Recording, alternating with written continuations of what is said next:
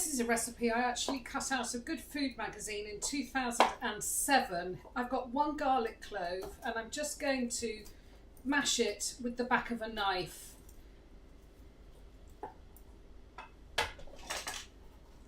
I'm going to add a little bit of sea salt to the garlic that I've chopped up, and I'm going to mash this now with the back of a knife. The salt is wonderful because it sort of works its way into the garlic and also helps you mash it. So yeah, so this is a recipe, as I said, from 2007, and I've never made it. It's been in my things to do pile for what's that, 19 years. Okay,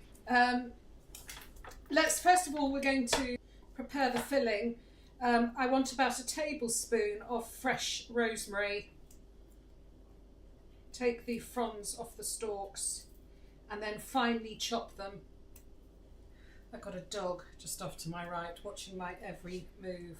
So finely chop the rosemary. In here I've got 3 tablespoons of mascarpone. I'm going to put all of that in the bowl and mix that up. I'm going to add a little bit of salt and some pepper. Then here I've got 2 chicken breasts with the skin on. This is where it's useful if you do what I do, which is I buy a chicken and I joint it myself, because you can always have the skin on. You can buy skin on chicken breasts. They're not as easy to get hold of, and they're blooming expensive. You can almost buy a whole chicken for what they cost. So what I want you to do is to just ease the skin away and almost make a pocket. You don't want to pull it off. So I'm just going to ease it away, but still keep it attached.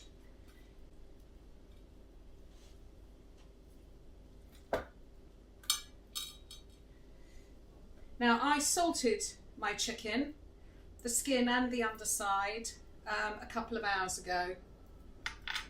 Try and do that, otherwise just... So you're going to put half that mixture under one breast. And then I'm going to massage it in so it goes all the way. Spread it around. It's messy. Next, I'm going to take a couple of pieces of Parma ham or prosciutto.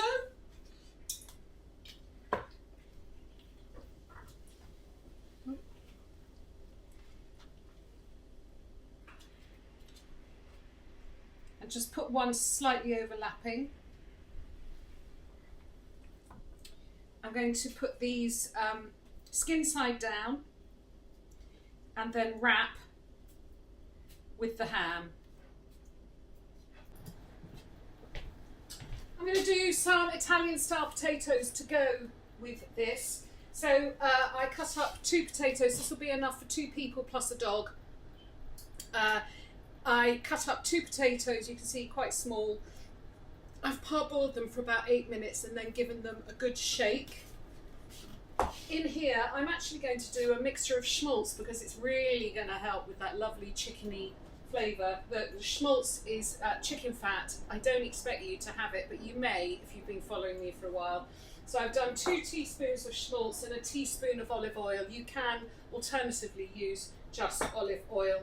The oven is preheated to 180 degrees and I'm going to put that pan in and let it get really hot. Goes in. I've got a light under here while I just prepare them for the oven. I'm going to toss them so they're all coated in the fat and spread them out so that they all have their own little space. I've got a couple of sprigs of rosemary that I'm going to drop in. Give it a really good grind of black pepper.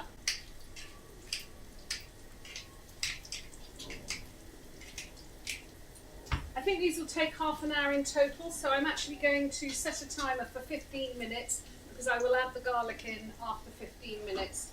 If I put it in too soon, it'll burn. So these are going to go in. I'm keeping the other side of the top shelf ready for the chicken. I'm just going to warm that up with a little bit of olive oil.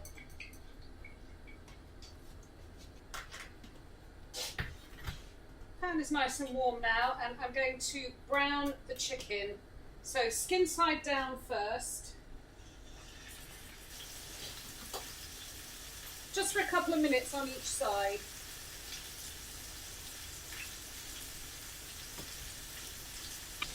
Very carefully turn it over.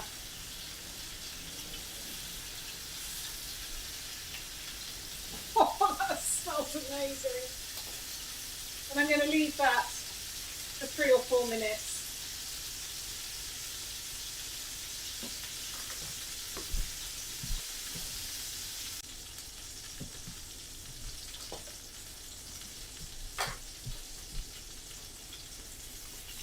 These have got some beautiful colour on.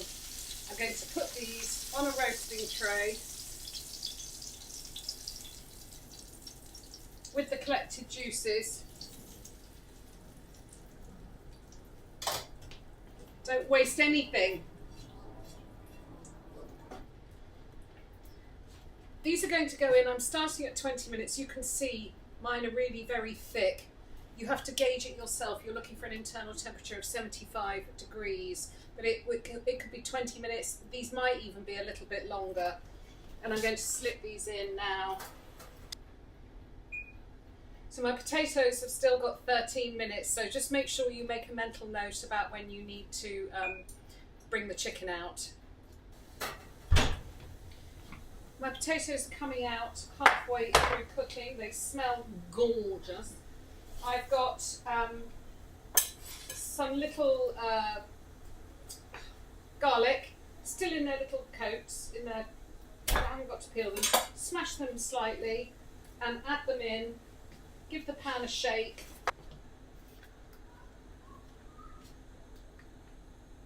Meanwhile, to go with my chicken, I'm going to just have it very simply with green beans. So I'm heating a pan of salted water, and I will cook those at the last minute when everything is out resting. They're not going to take long. And I'm just going to check it's done this.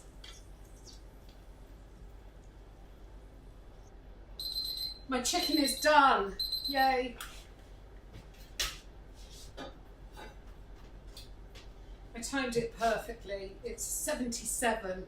I'm going to take these. This is an enamel dish, so it's lovely for keeping the chicken warm. We're now going to just finish this off.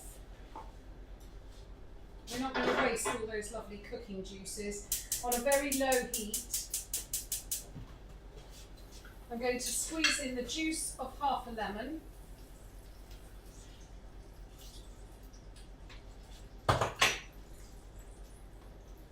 And just release all the stuck on bits. I've checked my potatoes and they're done. You can finish them off with a little bit of fresh parsley, some some sea salt, because remember we haven't salted them.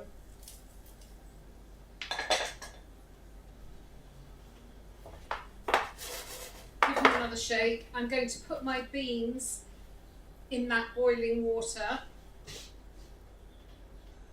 Put the beans in for a couple of minutes. When they're cool enough to handle, take the garlic. Well, there we are. It just falls out of its little coat. On the bottom.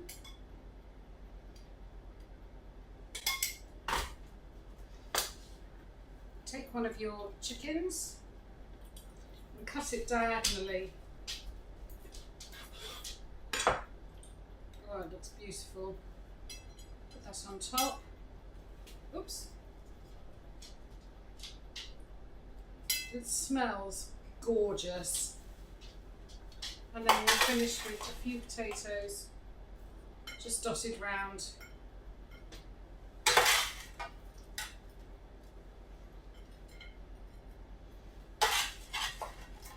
It's about as much about the potatoes, I think, as it is about the chicken. And then I've got this lovely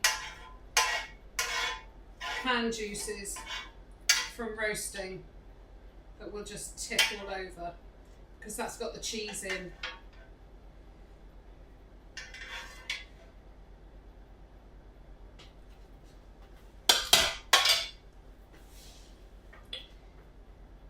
And that is a 19-year-old. That is a 19-year-old good food recipe of mascarpone chicken breast with Parma ham or. That is a 19-year-old recipe of chicken with mascarpone and Parma ham, and I've done it with Italian-style roast potatoes and green beans.